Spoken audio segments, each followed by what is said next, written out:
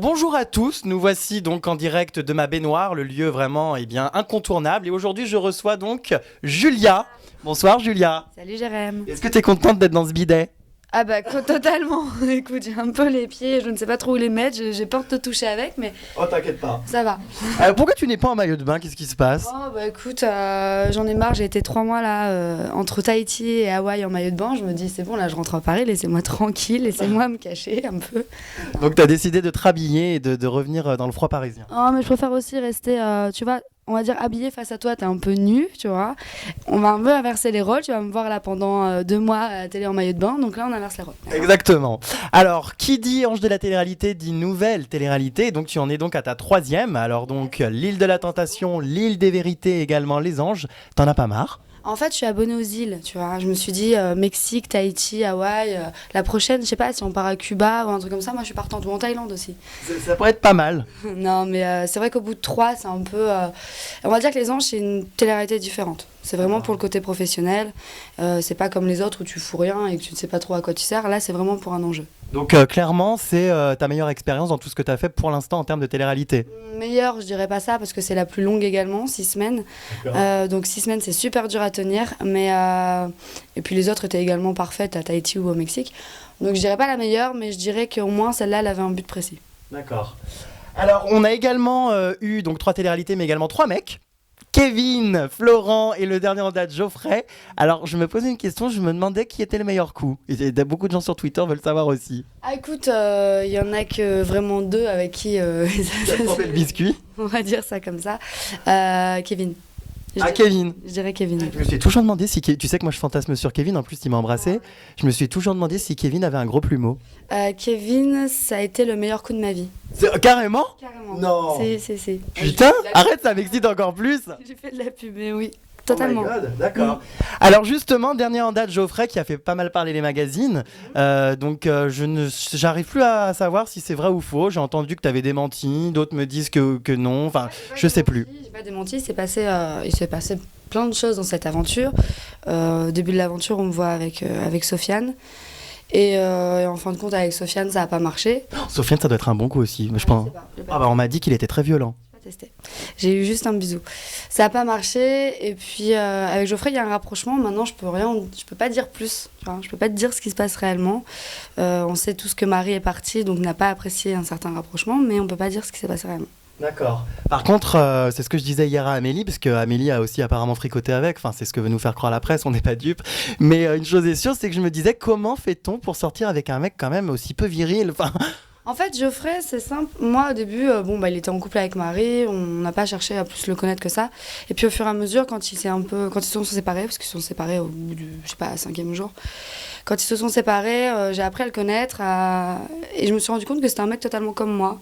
Simple, qui se prend pas la tête, qui est pas là pour le buzz. Et c'est le mec avec qui j'ai le plus déliré dans l'aventure, lui et Anthony. Ça a été les deux avec qui j'ai passé des meilleurs moments.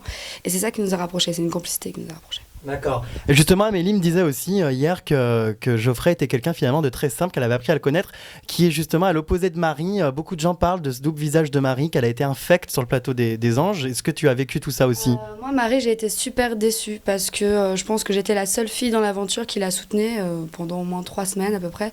Et puis j'ai découvert au fur et à mesure son vrai visage. Et alors que tout le monde était à dos contre elle, j'essayais un peu d'être avec elle. Et au final, je me suis rendu compte que je m'étais bien fait berner moi aussi.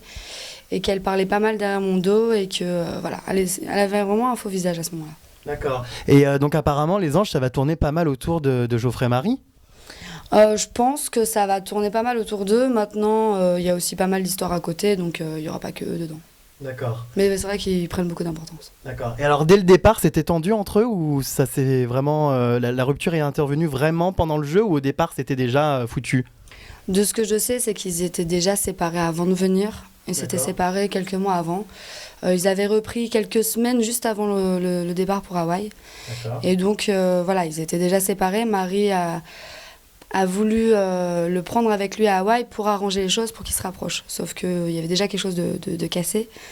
Et ça s'est encore plus cassé dans les anges. Bah, surtout avec toi, du coup, ça devait être ta pire ennemie, elle devait te détester. Franchement, moi je pensais qu'elle m'adorait puisqu'elle me le faisait croire, tu vois. Et là j'ai vu les 2 premiers épisodes, j'ai été déçue parce que dès le premier épisode elle commence à m'en foutre un peu plein la gueule. Donc j'ai compris qu'en fait, elle avait joué vraiment un double jeu jusqu'au bout, quoi.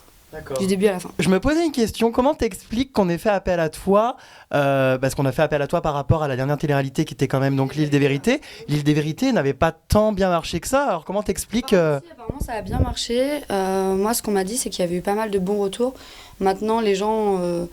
Enfin, moi, de ce que m'a dit Stéphane Joffre, ça a été on va dire des bonnes audiences. D'accord. Maintenant, ils avaient prévu de prendre quelqu'un un peu dans chaque télé-réalité. Et puis, l'île des vérités était un peu leur bébé.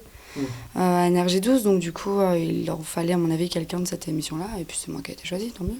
Quelle expérience tu retiens d'ailleurs de l'île des vérités? Il y avait beaucoup d'implications caritatives là-dedans? Ouais, beaucoup. Enfin, le truc qui me marque le plus, c'est un moment où je nettoie les plages, on nettoie les poubelles, et d'autres qui font du jet ski en face et qui nous narguent. Ce moment-là était assez fort. Mais ce que je retiens aussi beaucoup, c'est la vérité qu'on a tous reçue. Moi, c'était mon père, et ça a été un choc, quoi. Tu t'y attendais pas du tout, ou c'était magouillé par la prod, non?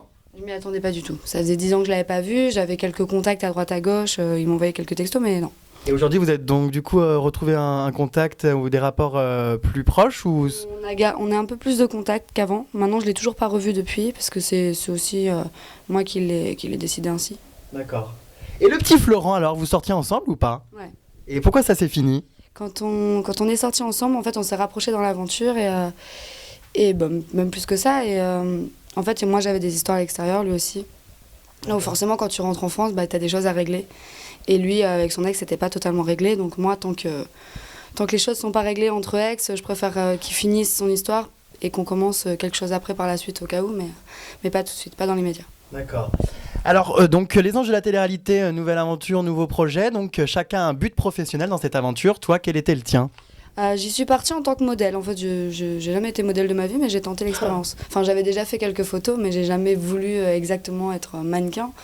Et là, je me suis dit, bah écoute, prends tes clics et tes claques, essaye là-bas aux États-Unis. Si ça cartonne, tant mieux. Si ça marche pas, bah tu perds rien. D'accord. Et donc, ça a marché ou pas? T'as eu des shootings sur les plages et sur les planches des surfeurs? J'ai eu des défilés. D'ailleurs, c'est avec Geoffrey qu'on a défilé ensemble en couple au début de l'aventure. Puis après, ça nous a permis de partir hors d'Hawaï pour passer des castings et ça n'a pas trop été... Non, ouais. Ouais, en fait, je me suis rendu compte que ça me plaisait pas plus que ça. D'accord, ok. Quels sont les candidats avec qui tu t'es le mieux entendu et avec qui tu n'as pas du tout accroché? Le mieux entendu, Anthony et Geoffrey. Ça a été vraiment Anthony, c'était comme mon grand frère. Et Amélie aussi. Ça a été une des filles avec qui je me suis mieux entendue. Aurélie ni Nabila? En fait, je me suis entendue avec elle aussi, mais j'avais moins d'affinité. D'accord. J'ai pas eu de clash précis. La personne avec qui je me suis vraiment le moins entendue, ça a été Marie. D'accord, ok.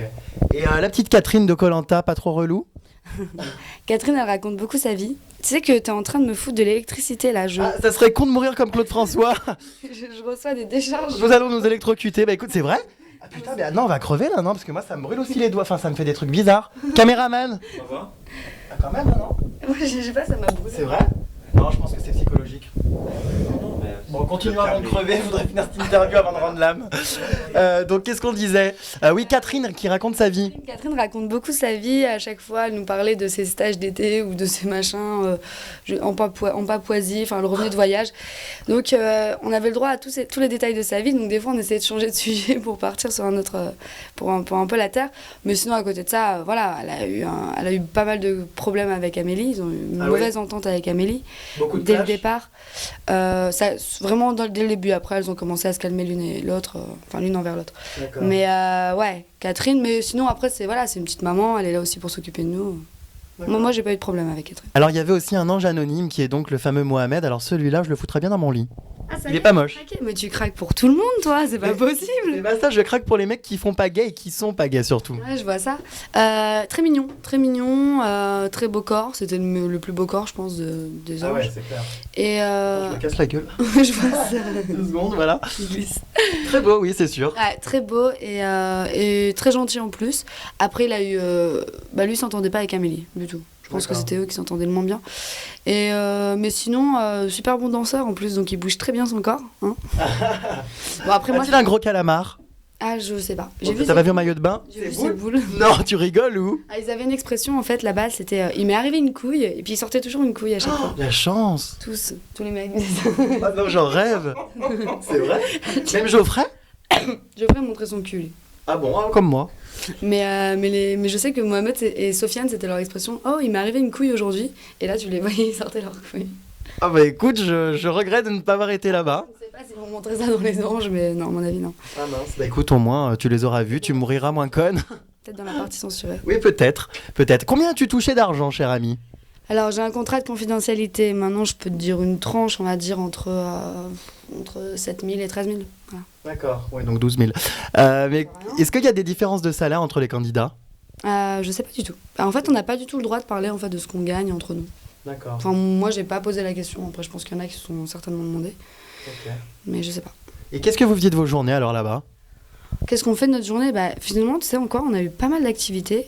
Et ce que j'ai adoré, c'est faire du jet ski, du surf, du wakeboard, du saut en parachute. On est parti à Los Angeles. C'est à Hawaï, quoi. Donc, tu profites quand même de l'île. Après, tu fais beaucoup de shopping aussi. D'accord. Ok, beaucoup de sport. Bon bah écoute, c'est bien, maintenant t'es de retour en France pour te geler le cul. Oui, je confirme, il fait super froid ici. Et pour reprendre ta petite vie, donc toujours animatrice chez Starter FM. Exactement, Starter FM, donc c'est une émission qui s'appelle Desperate Story, ça passe le mercredi et le dimanche entre 20h et 23h. Donc de quoi ça parle, Desperate Story? Desperate Story, c'est cette nana qui co-anime une émission où on parle vraiment de mecs, de choses de la vie, de sexe, d'actualité. Et il y a pas mal de... Il y a des comment aussi le sont en fait, par exemple le dernier c'était... comment repartir la tête haute, on va dire, quand tu vois ton mec draguer une nana devant toi et comment aussi le son bien paraître et le foutre en l'air, quoi. D'accord. Après, il y a des trucs beaucoup plus branchés sexe. Voilà. Après, il y a des auditeurs qui nous appellent. On est 7 nanas, en fait, et on dit tout bas, tout haut, dit tout haut ce que les autres pensent tout bas.